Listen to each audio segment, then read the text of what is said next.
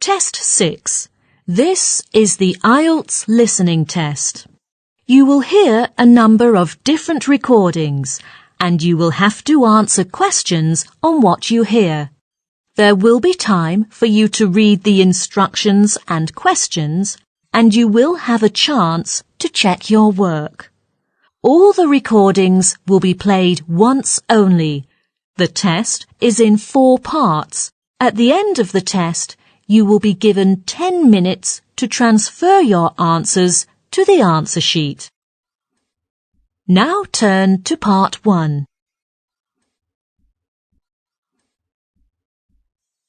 Part 1. You will hear a woman calling about repairing her broken fridge. First, you have some time to look at questions 1 to 5.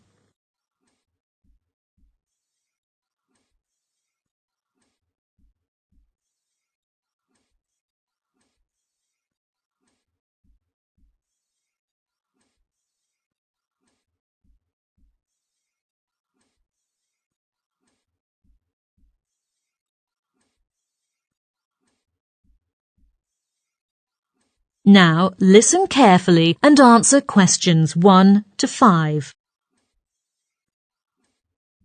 Good morning. Ken's Appliance. Can I help you? Yes, I'm ringing about my fridge. It's not working at the moment. I'd like to find out a few more details if I may. Yes, sure. First, I need to make sure if your fridge is still covered by warranty. Oh, right. I bought it just last week and it originally came with 2 years of warranty coverage, but I've extended the period to 3 years, so it's definitely under warranty. Right. Now, what model is it? Let me take a look. It should be somewhere on this warranty card. Oh, here on the top right-hand corner. It's a top mount. And the colour of the fridge? It's a silver one. It is really modern and perfectly matches the whole decor of my kitchen. I've made a note of that. So, can you tell me the exact date you purchased the fridge? I remember it was delivered on January the 15th. I must have bought it a couple of days earlier. Right, it was on the 12th. OK. Then what is the problem with the fridge?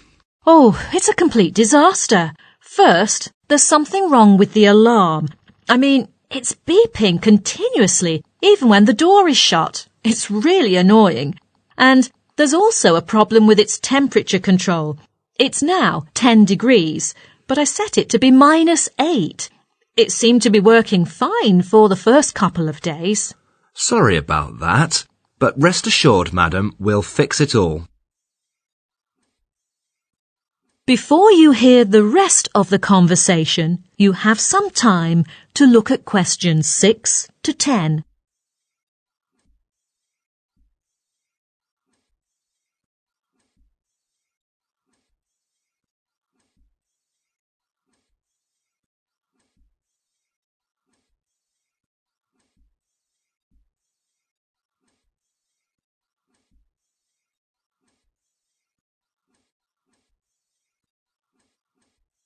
Now listen and answer questions 6 to 10.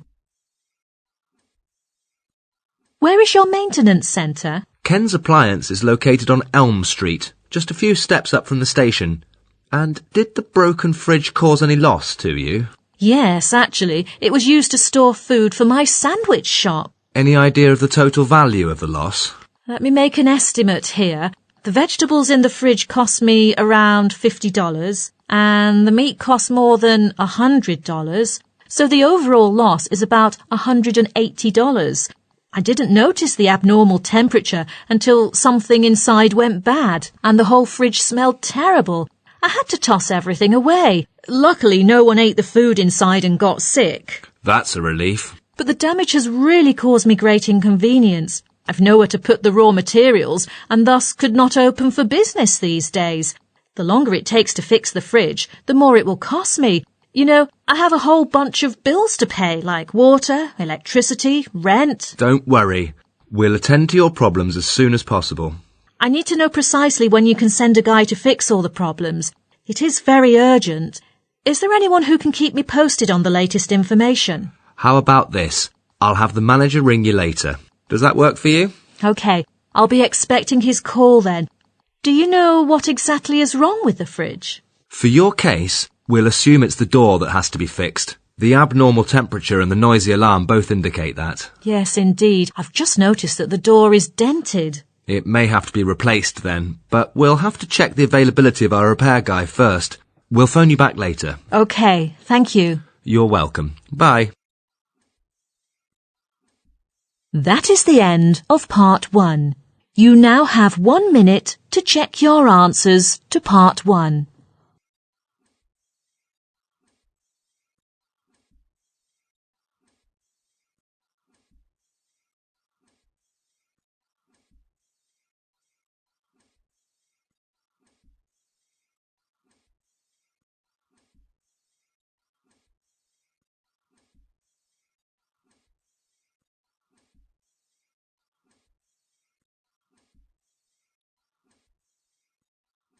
Part 2. You will hear a tour guide from Light Travel Agency giving some information about a trip to southern Scotland. First, you have some time to look at questions 11 to 16.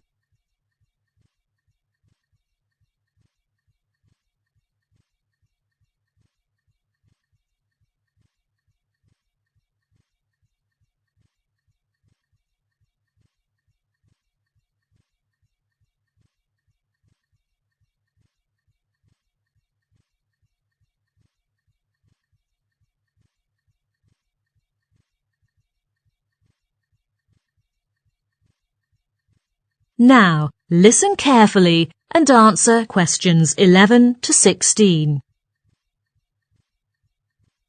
Good morning, everyone. I'm Sally, tour guide from Light Travel Agency. Today, I'm going to introduce a great trip to southern Scotland for you. I'm sure you will find it a fantastic place. There is lots to see in southern Scotland. To begin with, we will go to Sheepfold, which has 1 or 2 beautiful gardens. One thing that's definitely worth doing is climbing to the top of the mountain. You'll be fascinated by the beautiful scenery alongside the mountain road. When you get to the top, you can overlook the coastline and enjoy the stunning view. From there, we will go on to Brownmare. Brownmare used to be famous for its farm, but it is being refurbished at the moment and isn't likely to be reopened by the time we go there. But you can walk for hours there in the peaceful green surroundings along a wide variety of tracks. I think you will be struck by the beautiful roses in Mother Nature. In Doris, there were several old barns, but they have been converted into a special section where animals and plants are protected. From there, you can see a range of rare breeds as well as flowers. This place is usually favoured by university students as a destination for their field trips.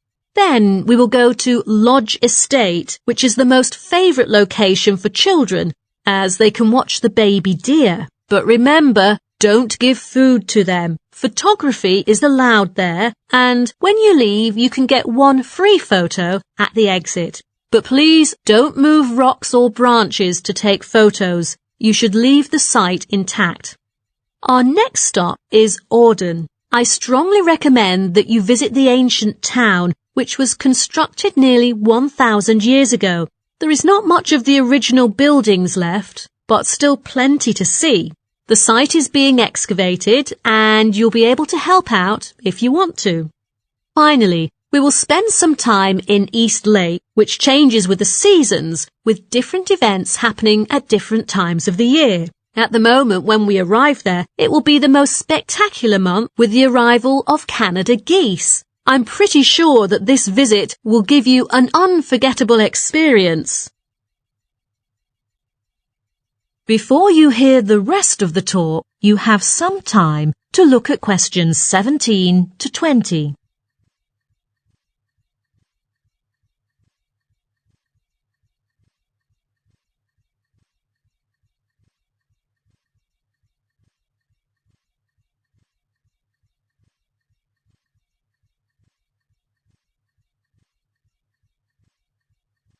Now listen and answer questions 17 to 20.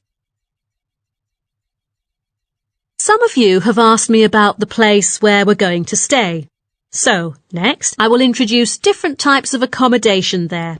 First, many tourists may consider visiting a bed and breakfast, also called a B&B, as they don't have to be worried about what to eat in the morning. But you have to pay attention that this type of accommodation is only available on a daily basis. The cheapest possible option is to stay in a hostel, but you should be aware that sometimes you are provided with only a single bed with several people sharing the same room, and meals are not included.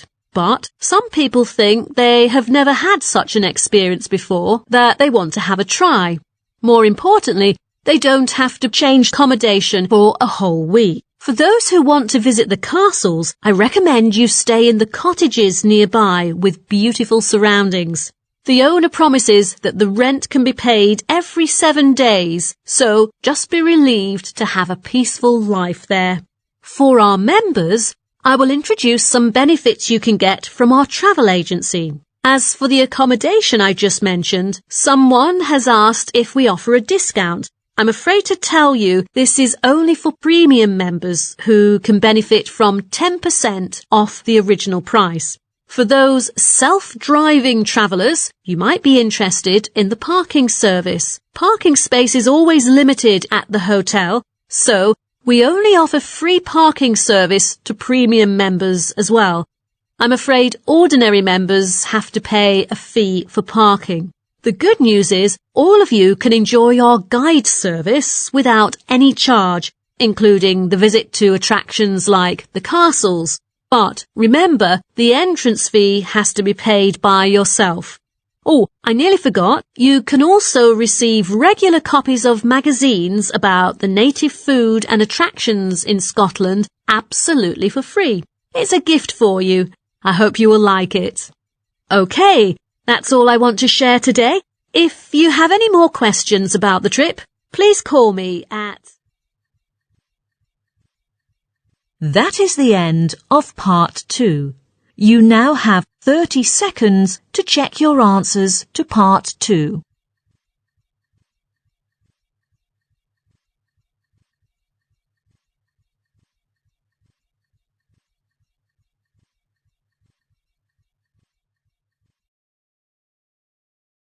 Part 3. You will hear 3 students discussing their research findings on four-wheel drive vehicles. First, you have some time to look at questions 21 to 25.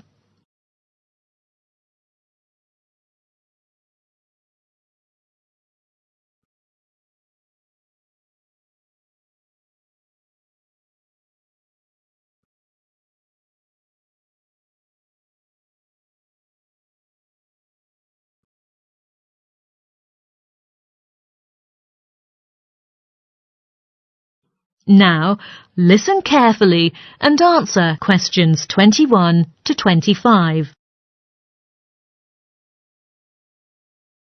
Hello, guys.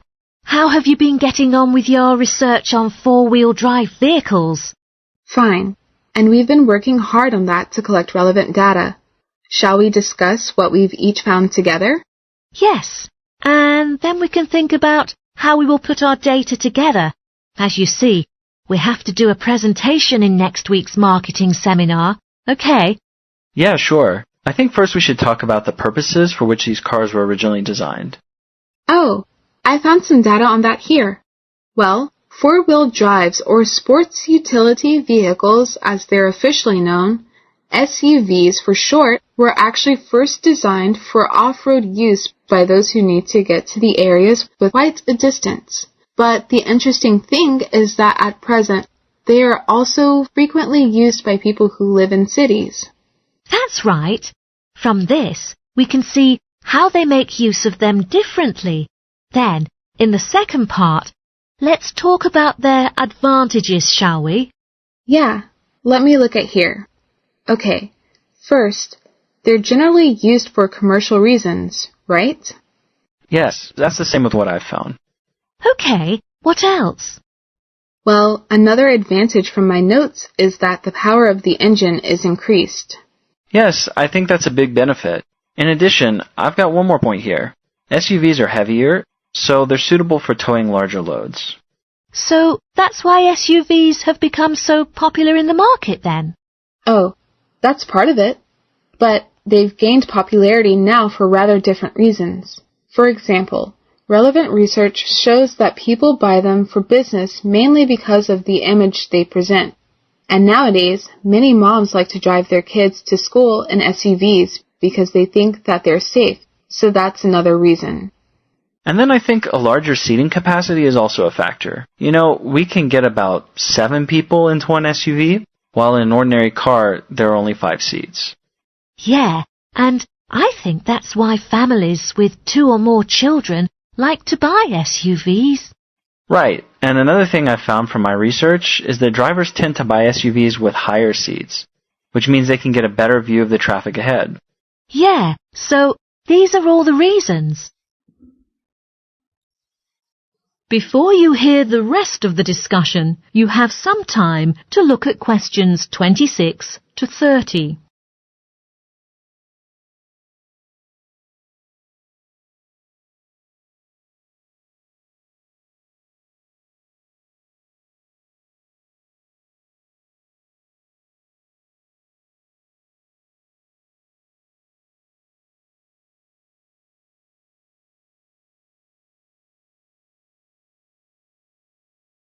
Now, listen and answer questions 26 to 30.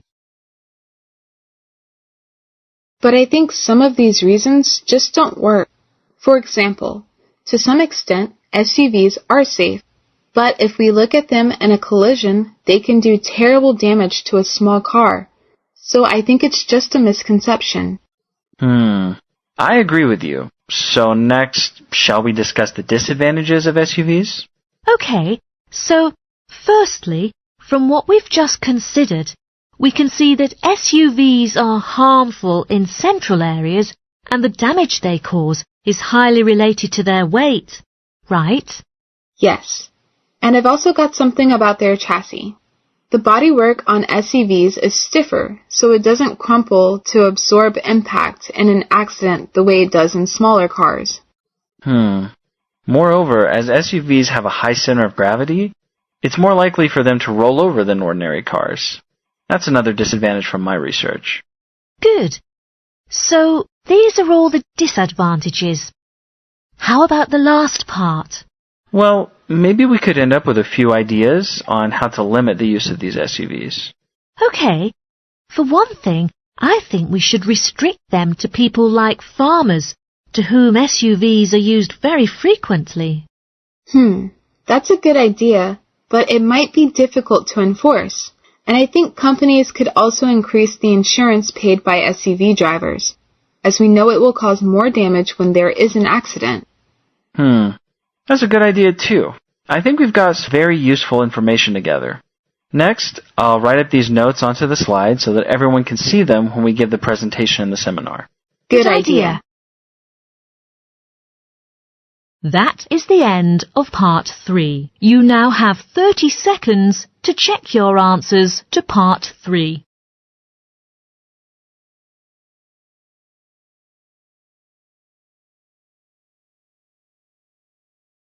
Part 4. You will hear part of a lecture on learner persistence. First, you have some time to look at questions 31 to 40.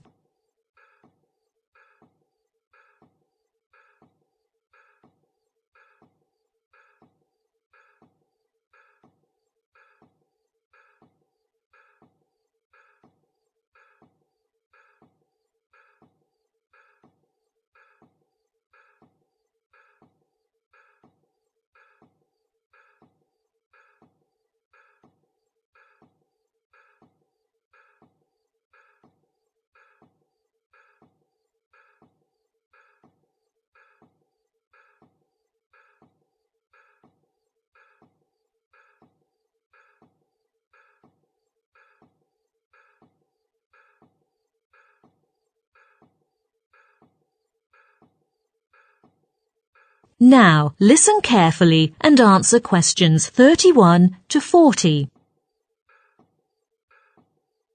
Today, I'm going to talk about my research on learner persistence. Let me first introduce why I wanted to carry out such research. As a university teacher, I found learners' responses to certain things vary a lot. For example, some students may completely give up their degree studies because of a temporary illness, while others may overcome all kinds of difficulties and try their best to continue their studies.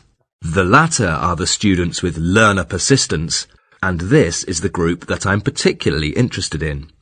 To do the research, first, I selected my undergraduate students as the research sample, with a total of 200 people. All the students selected were seniors, and they had already stayed in the course very well. Although the sample was drawn from a range of ages, there were deliberately a large number of mature students, and there was one thing in common. All of those students were living at home in the local region. I wanted to maintain this element of consistency, so I didn't include those coming from outside this area. Then I designed a questionnaire that aimed to find out what their concerns had been when they began the course, and then what had made them stick at the 3-year studies in university. Findings from the first section pointed out that there were different concerns when they started their university studies. For example, some worried about the financial circumstances, while others were concerned about their careers after graduation. However, the research found the biggest concern for mature students tended to be the relationship with their children at home.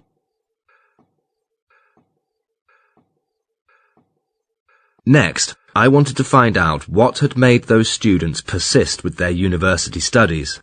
So in the second part, I designed my questionnaire under 3 main headings: social and environmental factors, other factors, and personal characteristics. And I included 3 levels of importance for each of these 3 headings. At the first level, those points identified by the respondents were regarded as the most important in learner persistence. Let's look at them one by one. For the first column, that's the social and environmental factors, a significant number of students said it was crucial to have effective support, whether from their tutors or friends. For other factors, students were driven not so much by high grades, but by what they regarded as a success in their studies. This was quite different from what I'd expected. Regarding personal characteristics, a sizable percentage of participants said they liked to take up a challenge, which was seen as a very important factor. Then at the second level of importance, in the first category, many of the respondents regarded the life they enjoyed at school as an important social factor because this gave them good experiences. In the second column, other factors, a lot of people said that the most significant thing was decent health, which was also conducive to their persistence in the studies. And then, under the third column, quite a number of respondents had the same view that they should have a range of interests in their everyday lives, because this could broaden their minds and give them a sense of perspective, which less persistent learners might lack. And then on to the third level of importance. Under social factors, several respondents said that they had been keeping close to their tutors in their 3-year university studies. In the second column, for other factors, they mentioned it was very important to live in a family without any problems. And finally, under column 3, they talked about the capacity for multitasking, which was the ability to simultaneously deal with different problems. From these findings, I've concluded some recommendations on how to promote students' learner persistence. Primarily, I suggest that we should distribute questionnaires to the freshmen so as to make clear of their maturity when they begin the course. This is really our most important concern. Secondly, I propose that we should find ways to offer some training sessions to the students who are selected to encourage them to play the role of advisors. The purpose of this is to make support much more approachable to other students. Thirdly, in the evening and night, when offices are closed, students may have no one to turn to for help. As a result, I think we should provide online services to those in need. Researchers have pointed out that this service is actually more accessible than traditional services. And finally, if students don't submit their assignments before the deadlines, I think we teachers should contact the students first, rather than waiting for the students to come to us. So, this is all I want to share on my research. Now, let's turn to the next part. Are there any questions about... That is the end of Part 4. You now have 1 minute to check your answers to Part 4.